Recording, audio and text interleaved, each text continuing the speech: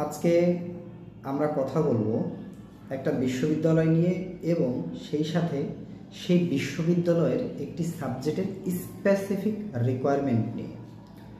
আপনাদের মাঝখানে অনেকেই এমন আছেন যারা যাদের দেখা যায় কি স্টাডি গ্যাপ থেকে যায় কিংবা আইএলটিএস রিলেটেড প্রবলেম থেকে যায়, তো তখন আসলে এইগুলো নিয়ে কনফিউশনে ভোগেন। ডিরেক্টলি বলতে গেলে কনফিউশনে ভোগেন যে অ্যাপ্লিকেশন করবেন কি করবেন না বা কী ধরনের। তো আমাদের দেশের পার্সপেক্টিভ থেকে আমরা 3 বছর 4 বছর 2 বছর, এটা it's not a big study gap, but কিছু কিছু দেশে আমাদের জন্য রেস্ট্রিক্টেড করা আছে।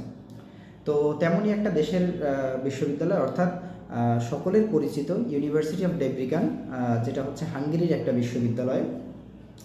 তো এই বিশ্ববিদ্যালয়ের একটু ওভারভিউ দিয়ে নিই, যারা জানেন না তাদের জন্য শুধুমাত্র, আর যারা জানেন তারা তো জানেনই।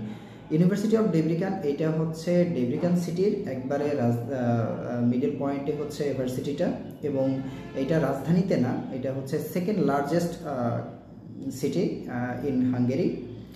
আর হচ্ছে এই ভার্সিটিতে যারা পড়বেন তারা অনেকেই জানেন এই ভার্সিটিটা হচ্ছে কি পাবলিক একটা ইউনিভার্সিটি। ঠিক আছে, আমরা ম্যাক্সিমাম হাঙ্গেরির যেসব বিশ্ববিদ্যালয় নিয়ে কাজ করি সেগুলো হচ্ছে কি প্রাইভেট ইউনিভার্সিটি, বাট এটা হচ্ছে পাবলিক একটা ইউনিভার্সিটি এবং এদের visa ratio it's very high, right? তো এবার আসি মেইন কথায়, যে সাবজেক্টটা নিয়ে কথা বলবো সেটা হচ্ছে কিন্ডারগার্টেন এডুকেশন। তো এটা নিয়ে জাস্ট একটা বেসিক তথ্য দিচ্ছি, সেটা হচ্ছে কিন্ডারগার্টেন এডুকেশনটা কারা করতে পারবেন? যাদের ডিপ্লোমা করা আছে, যাদের ইন্টারমিডিয়েট করা আছে, শুধুমাত্র তারা করতে পারবেন।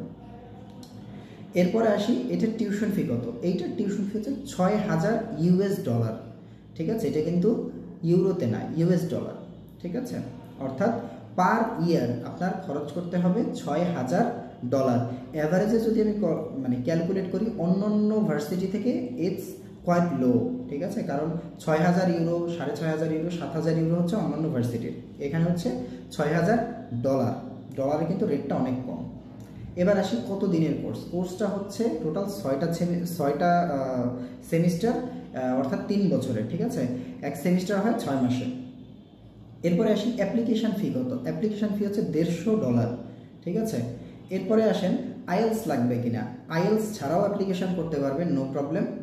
যদি আইএলস থাকে সেক্ষেত্রে হচ্ছে 5.5, আর যদি হচ্ছে আইএলস না থাকে সেক্ষেত্রে একটা বেসিক একটা স্কাইপ ইন্টারভিউ হবে। ঠিক আছে, এরপরে আসি স্টাডি গ্যাপ। মেইন যে বিষয় স্টাডি গ্যাপ, আপনারা ওয়েবসাইটে ঢুকলে দেখবেন স্টাডি গ্যাপ দেওয়া আছে 4 বছর। বাট আরেকটু লক্ষ্য করে যদি দেখেন, ফর বাংলাদেশি, ইন্ডিয়ান, পাকিস্তানি আর নেপালি, এনাদের জন্য হচ্ছে স্টাডি গ্যাপ অনলি 2 ইয়ার্স। অর্থাৎ আপনি যেদিন আপনার পাস করেছেন তারপর থেকে, অর্থাৎ আপনার সার্টিফিকেট ইস্যুয়ের পর থেকে আপনি 2 বছর সময় পাবেন। ঠিক আছে, 2 বছর। আমি সার্টিফিকেট ইস্যু বলতে বোঝাচ্ছি হচ্ছে আপনার ভার্সিটি থেকে যে সার্টিফিকেটটা দিচ্ছে, এমন না যে আপনি ন্যাশনাল ইউনিভার্সিটিতে পড়ছেন, আপনি 5 বছর পরে গিয়ে সার্টিফিকেটটা উঠালেন, তখন আপনি বললেন আমার তো স্টাডি গ্যাপ দেবে। বিষয়টা এমন, আপনি পাস করার পর সাথে সাথে যদি কেউ সার্টিফিকেট উঠান সেক্ষেত্রে হচ্ছে ওইখান থেকে ক্যালকুলেট করা হয় 2 বছর। আর যদি সার্টিফিকেট পরে উঠিয়ে থাকেন সেক্ষেত্রে আপনার রেজাল্ট পাবলিশ হওয়া থেকে 2 বছর। কথা ক্লিয়ার? তবে 2 বছর হচ্ছে স্টাডি গ্যাপ। 2.5 বছরও হচ্ছে অ্যাকসেপ্ট করে। আমরা 2 বছর 8 মাসে হচ্ছে একজনের হচ্ছে পেলাম, অ্যাকসেপ্টেন্স লেটার পেলাম। এই হচ্ছে বিষয়। অ্যাপ্লিকেশান ডেডলাইন কবে? অ্যাপ্লিকেশান ডেডলাইন হচ্ছে এখন চলছে অ্যাপ্লিকেশান, এটার ডেডলাইন হচ্ছে 15ই জুন। ঠিক আছে, আর যাদের দেখা যায় স্টাডি গ্যাপ,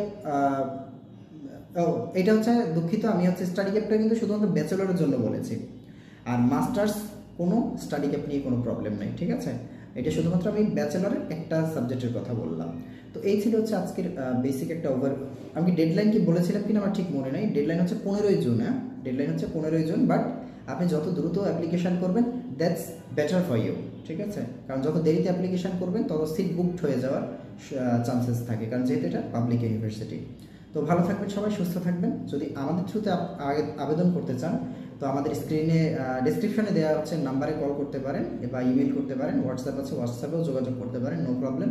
আমরা সব ধরনের গাইডলাইন আপনাকে দিব, ইনক্লুডেড আপনার ব্যাংক স্টেটমেন্ট, ব্যাংক রিলেটেড যত ঝামেলা আছে এগুলো হচ্ছে আমরা সল্ট আউট করে দেব। আল্লাহ হাফেজ।